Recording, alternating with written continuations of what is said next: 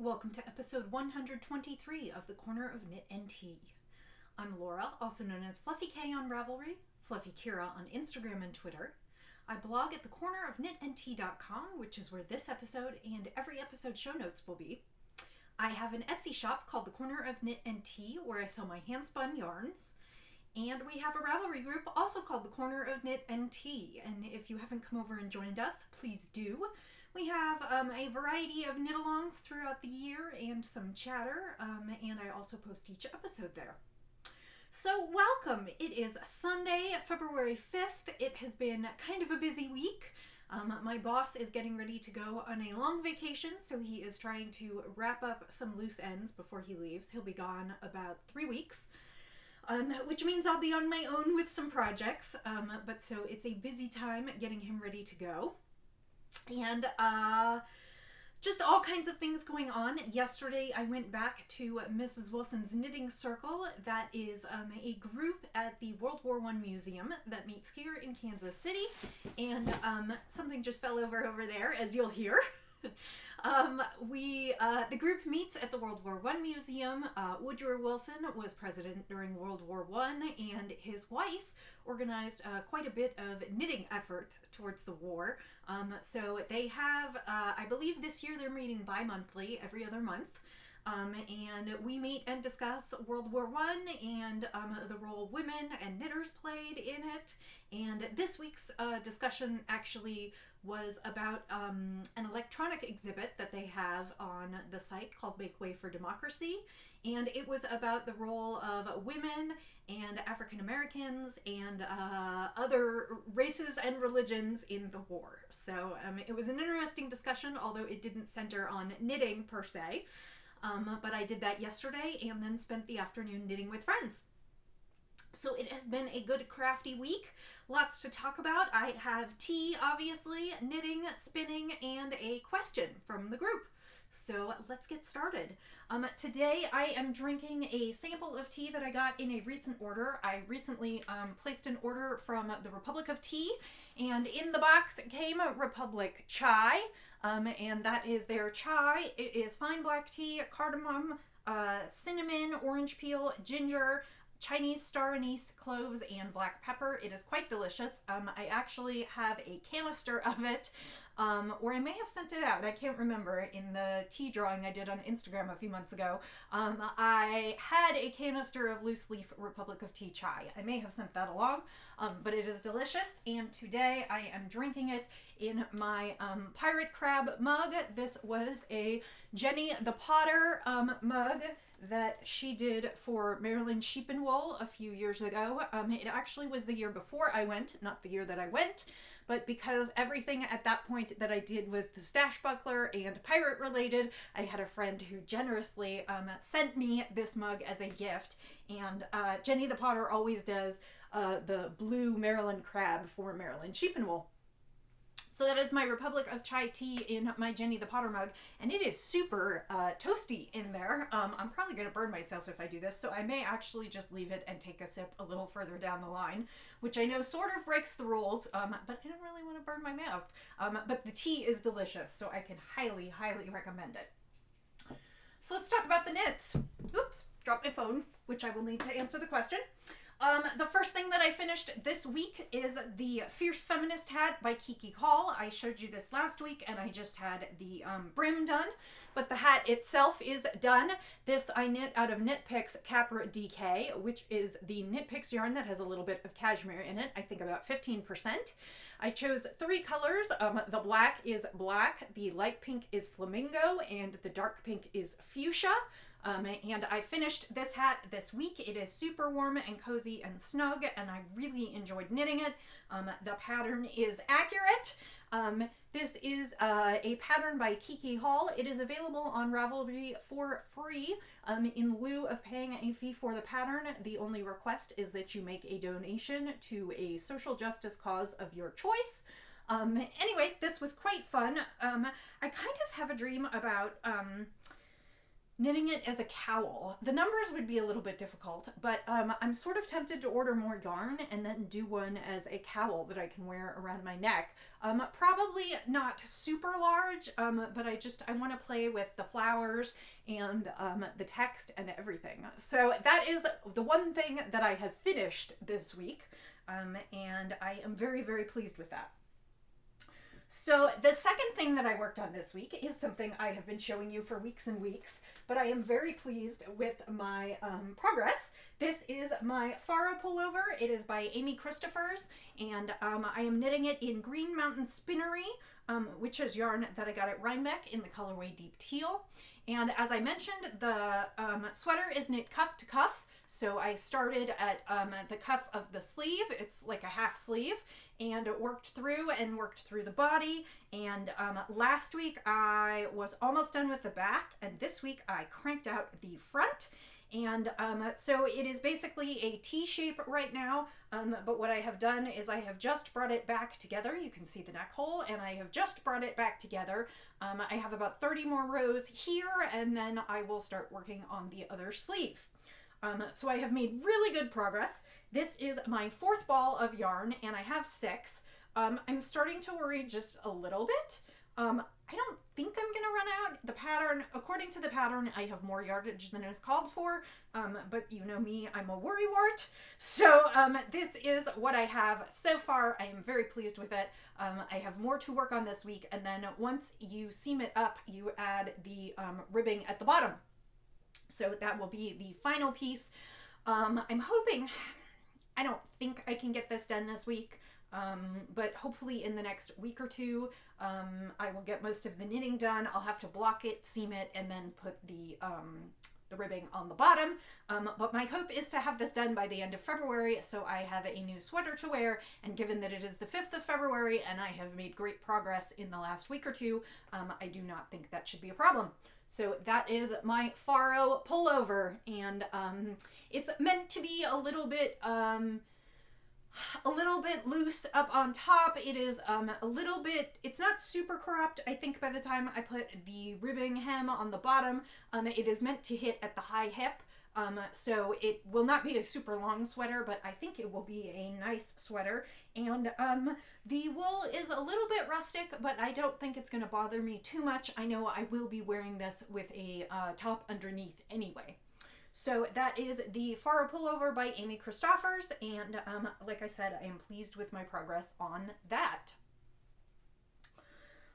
This week I cast on a new project, and I showed you the yarn for that last week. I am test knitting a baby sweater for Mina of the Knitting Expat podcast, and before I start, I will say that the pattern is written beautifully. So far I have not encountered any problems with it. I am knitting the 3 to 6 month size with the hope that I will finish it in the next few days, and then I will send it off so that Miles can wear it, because he is about 3.5 months right now. So he'll be 4 months like towards the end of the month. I have found this knit a little frustrating for reasons that have absolutely zero to do with the pattern. I ordered the yarn. It is Knit Picks Stroll, and it is a tonal colorway. It is in the colorway Deep Water, and it is blues and purples, and I don't think the camera will pick out quite as much variegation as there is. It's not quite as semi-solid as I had hoped it would be, or I guess it's a tonal, not a semi-solid, but there's a lot of purple in it.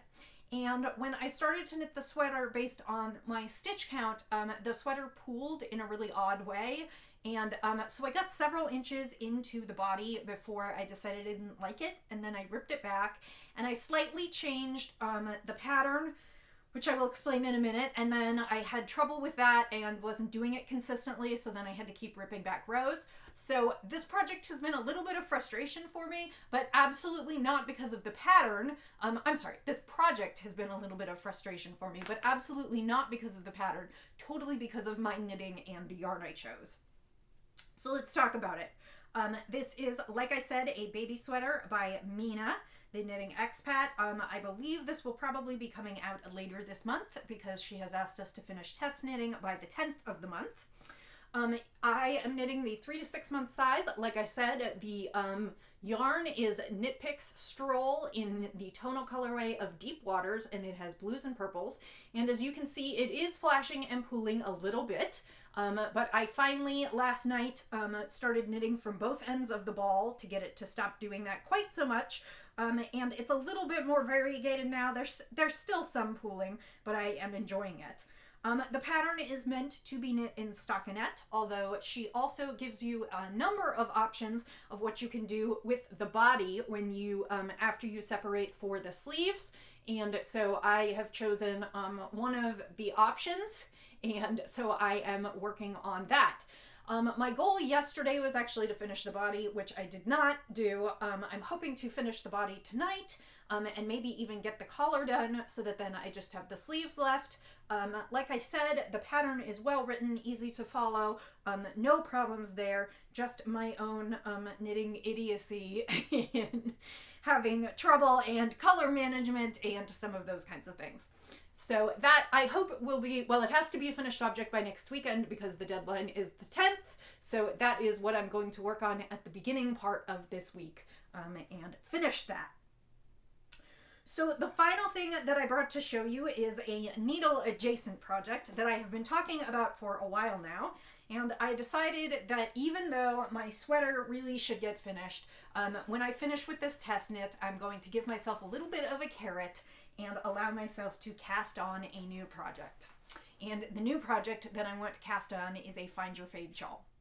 And it is by Drea, and I can't remember her last name, and I meant to look it up, so I will include that information next week because it will be a work in progress next week, I hope.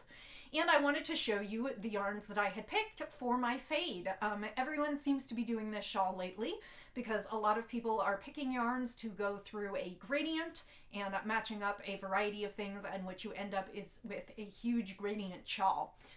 So I am super excited to start this. And I'll just tell you a little bit about the yarns I'm using. The first one is from Lammy Toes. It actually is sport weight, which the pattern calls for fingering weight, but I'm going to use it anyway because what are rules but made to be broken? Okay, so Lammy Toes. It is her Sweet Pea Sport, which is an 80/20 superwash merino nylon, 328 yards, and this colorway is called Sweet Tooth. It is white with some reds and oranges and some pinks and some blacks. And I am looking forward to that. It is my lightest color. I only found 6 colors that I wanted to use, so I will probably use it for sections 1 and 2 before I move on to the others. So that is the first colorway. The second colorway is by Susie Parker Yarns. Susie Parker Yarns is Maria, and she is in the UK, and she and I met years ago on Ravelry when we got paired to do a swap, and I could not resist this. This is a blue-faced Leicester twist, fingering weight, 399 yards in tangerine twist, and it picks up the pinks. It's got some peaches and some yellow. It reminds me a little bit of the Applejack skein of yarn that I used for Roxy's hat, but it picks up a lot of the colors in this first one, so I am really pleased with that. The third skein is something that I actually saw on Ravelry and had to have, and it is actually sort of what my Find My Fade is built around because I was positive I wanted this skein to be in there. This is a skein of Hedgehog Fibers Twist Sock. It was one of her club colorways that I really, really wanted. It's called All That. And it has pink and purple and lots of orange and just a little bit of white, and it's got shades of light pink and a little bit of a dark green that almost overlays the orange to a black, and it's got speckles and all kinds of things. It's kind of a wild colorway, but I decided that for my third color I was okay with a wild colorway. The fourth color is a skein of yarn that I received for backing a Kickstarter, and it was white and had speckles on it, and it was, I backed the Knit Circus Kickstarter, and it was okay, but it didn't do a lot for me. And when I went to a dye day at one of my friend's house, she has this amazing, it's a darkroom / dye studio because it's got sinks, and she develops film in there as well. I overdyed the skein with fuchsia and cherry. So it's got some lighter pink spots, some really dark pink spots, and some pops of red in there. And it's still got, you can see in some of the lighter parts, some of the red and blue speckles that were underneath. So that is the 4th skein. I'm going to have to see if I can hold these up. So that is the 4th skein in my Find My Fade. The 5th skein is a skein of, it is called the Fiber Seed. That's the label. I bought it at a local yarn shop that went out of business. It is Sprout, which is 90% superwash merino wool, 10% nylon, 480 yards. The colorway is Martelot. So getting into the dark here, I'm going to be able to do this, I swear. Okay, so that's 5. And the final colorway is a skein that I bought quite a few years ago at the yarn show, at the yarn convention that the local guild puts on. And it is... technically, the label no longer exists. It came from Hermione Jean Creations, who has changed her name. She is now Supernatural Yarn and Fibers.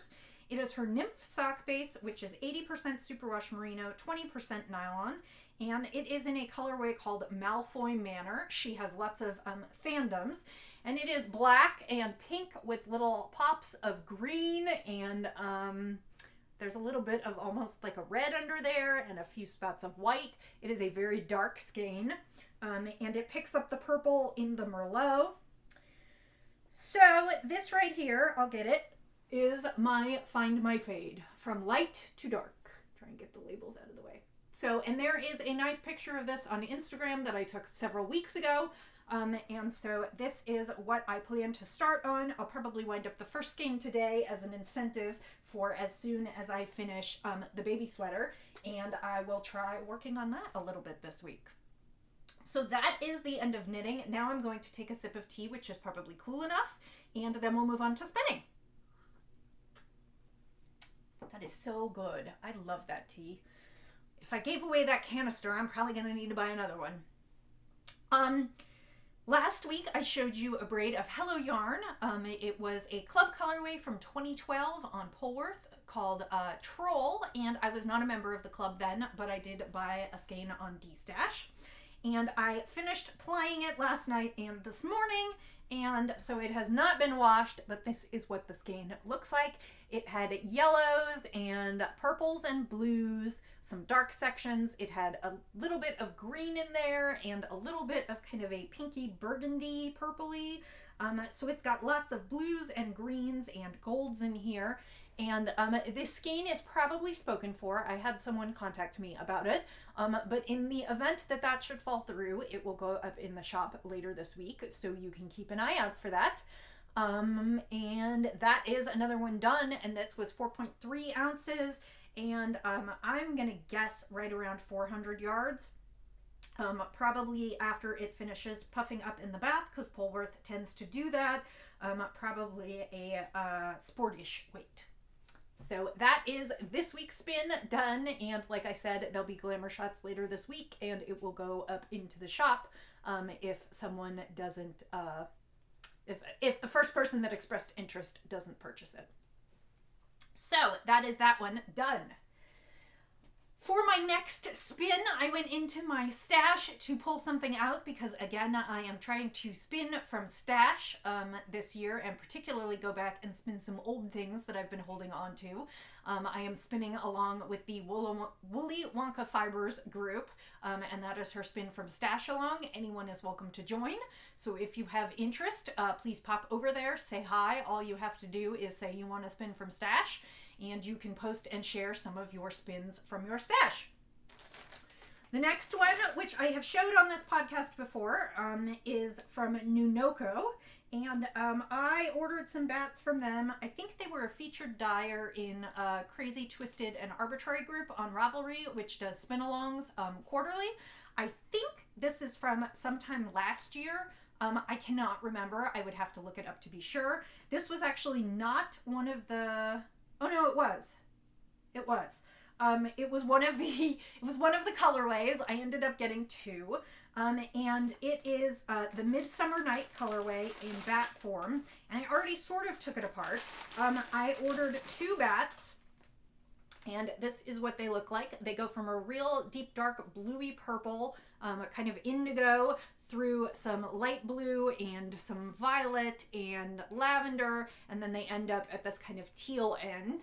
And I had pulled these out to show you what the bats look like when you spin them, because I know that I had unrolled this one. So let's see if I can do it again.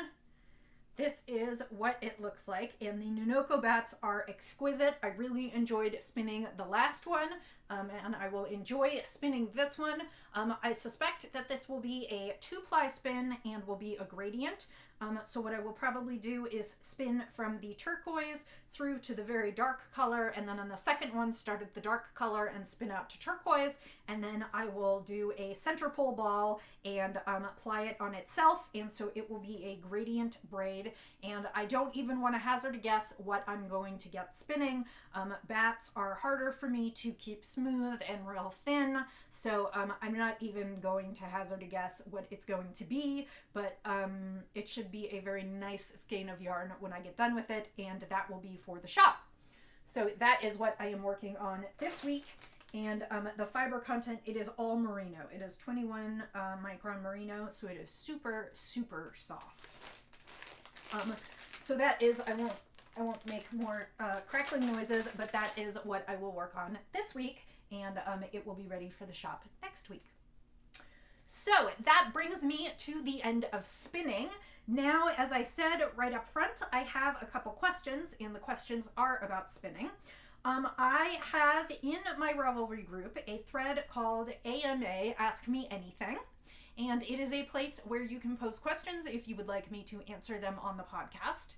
And actually on this one, I must apologize because the question came in about a week and a half ago, and it actually was there before last week's podcast. And I thought about it, and then as soon as I started podcasting, it went right out of my head, and I got to the end and edited the episode together and went, oh, dummy, you forgot to answer the questions. So I am going to answer the question. The question is from basically Benita on Ravelry, and she actually asks a variety of questions.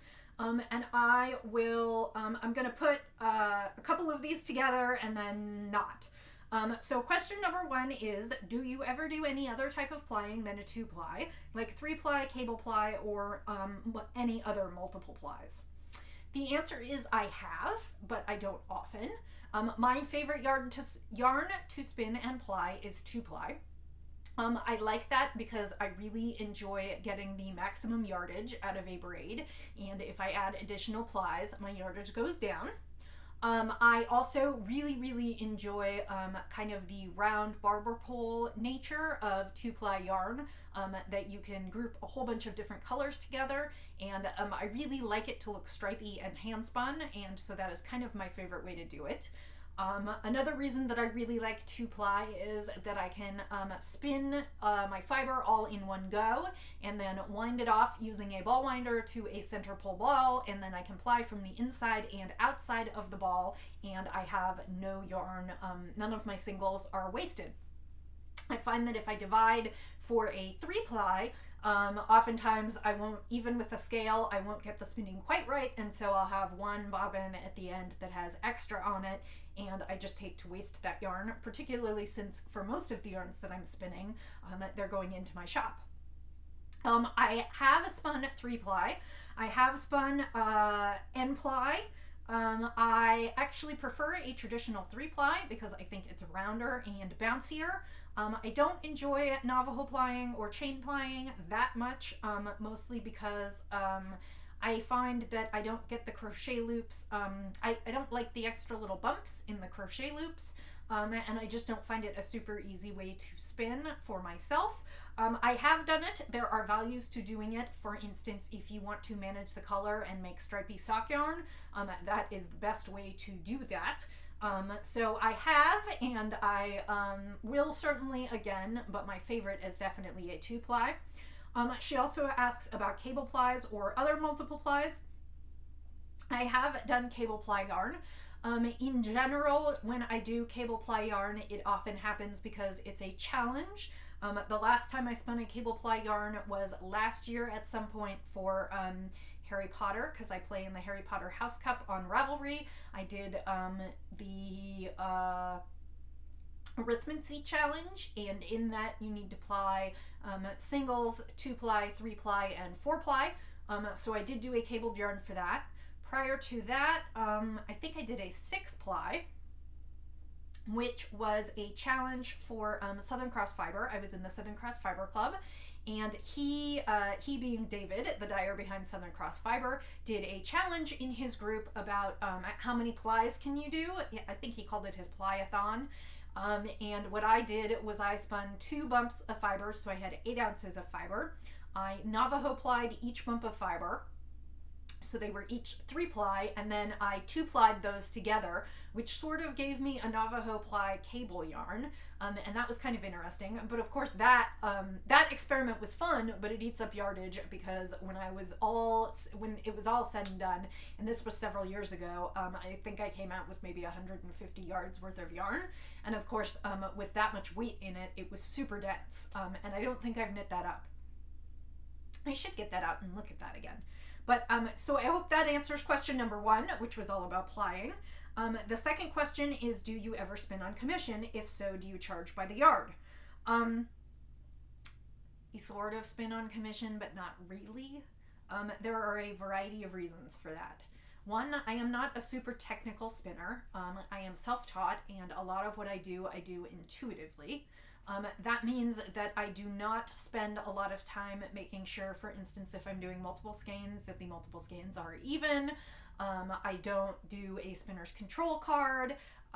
When I sit down with a braid, oftentimes I will just kind of see how it feels right to spin it. Sometimes that's thinner, sometimes that's thicker. I often don't sit down to spin with intention, as in I know exactly what this braid is going to be, so I'm going to spin it to be that.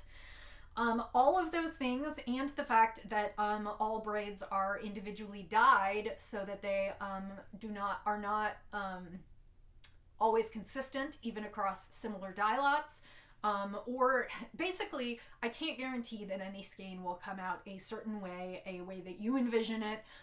Or if the one thing that I have done in the past is sometimes I'll spin a skein and somebody will really like it. And I will try and get another bump of the fiber if I don't have it, and sometimes that bump will come in looking completely different, or I will spin it and do roughly what I think the same thing is that I did with the first bump, and it won't look anything like the first skein. So in general, I don't really do commissions. Occasionally I will spin on commission. I do not charge by the yard. Usually I come up with some kind of a flat fee. That fee depends on whether I am purchasing the fiber or whether you are purchasing the fiber. Like whether it's just for my time to spin it or whether I purchase the materials as well. And then what I always do, pretty much with all commissions or requests, is I don't want anyone to feel obligated to buy from me. Even if you asked me to spin something, I want you to be able to knit with something that you love. I don't want you to purchase something from me because you feel obligated to. So usually what I will do is on commission jobs, providing you haven't bought the fiber and sent it to me. But if I'm out for the fiber and I'm doing the spinning, I will finish the spin, I will take pictures and send it to you. If you want to purchase it, I will put it up in a reserved listing in my shop. If it doesn't turn out what you envisioned or what you think you would love, I say no worries, and I put it up in the shop and someone else finds it and loves it. So that is kind of how I run my commissions. If you were specifically interested in something, you can contact me. I may be able to work with you, or I may be able to point you in the direction of someone who can. Number 3, which breed or fiber is your least favorite and why? And this also, the fourth question kind of goes into that, long wools or down wool. My favorites are the soft ones. Kind of terrible like that. I really, really love Polworth. I love Tardy, and I'm trying to think what else. I really like Falkland. Those are probably my top spins. I like them alone. I like them blended. With a little bit of silk is fine. I don't like too much silk content, but a little bit gives it kind of a real luster and shine that I like. The more silk, I find that the silk sometimes tends to be a little bit clumpy, and that's the part that I dislike. I really like wools that are soft and squishy and that are going to puff up and be just super soft. And I also find that that is what sells the best in my shop. The only breed fiber that I really, really, really don't like to spin is Wensleydale. I find that people sort of love that or hate that. I personally think that it feels a little bit more like hair than a lot of the other fiber breeds. And I, honestly, it feels like spinning horsehair to me. I also usually spin in a short forward draw. And that is not a good spinning method for Wensleydale. Wensleydale really calls for a long draw with light twist, and that is not my specialty. When it has spun more like I spin, my problem with Wensleydale is that I don't like the way it feels in my hands, and I tend to overspin it, which means it turns out very wiry and coarse. It could be twine when I spin it, and so I don't enjoy that. I'm mixed on long wools. Again, mostly my concern is that I kind of want it to be soft. The one exception to that, well, okay, there are a couple reasons. One, I find that sells best in my shop. Two, I'm going to get a sip of tea, sorry. Two, I have very sensitive skin, and I can only wear some of the softer wools. Otherwise, I end up super, super itchy. I don't break out, but super itchy. My one exception to that is Corriedale. I actually really like Corriedale, and I really like spinning it for thick socks. Generally, when I spin it, I usually end up at a sport or DK weight, and then I like knitting socks out of it. I have tried to do that with Shetland. And what happened is I got a beautiful pair of socks, and every time I put them on, my ankles itch with the fire of 1,000 suns. My feet are okay, but my ankles itch. I tried spinning some Romney not long ago, and that was okay, but again, it was itchy against my skin. I am currently knitting a pair of socks, which you haven't seen because I haven't been bringing them home. There's a knit group at work, and they asked if I would be willing to sit with them because a bunch of them wanted to learn how to knit socks. And so I pulled a worsted weight pattern it's a knitting pure and simple pattern by Diane Susie. And it is a worsted weight top-down sock with a heel flap and gusset, and I thought it would be an easy thing to teach for someone knitting socks the first time. And I went looking in my stash, and I didn't have a ton of worsted weight, so actually I pulled a skein out of the shop stock, things that hadn't sold, and it was in Speslau. I think that's how it's pronounced. It was a blend that I got in the Southern Cross Fiber Club. The colorway is beautiful. It's called Brotherhood, and it looks like a combination of raspberries and blackberries. Super, super dark. It was very sleek to spin, and I actually did enjoy spinning it. I am now knitting it into socks, and it is a rougher wool, and I do not think I'm going to be able to wear these socks when I finish knitting them. So, in answer to your question, it's not the long wool itself that I object to. I do enjoy spinning Falkland, which is a little bit longer stapled. I also really like Blue-Faced Leicester, which is longer stapled. But it's mostly that I like the softer wools as opposed to the rougher wools. So I hope that answers your questions. If anyone else has questions, please find the Ask Me Anything thread on Ravelry, and I will be happy to answer your questions. And hopefully I won't forget. I do apologize that one took me a couple weeks to answer. So that is the knits and spins and all the news that's fit to print. So this is a little bit of a longer episode, but I hope you have had a wonderful week, and you have a wonderful week ahead. Until I see you again, I will say as I always do, happy knitting, happy spinning, happy sipping, and I'll see you next time. Bye!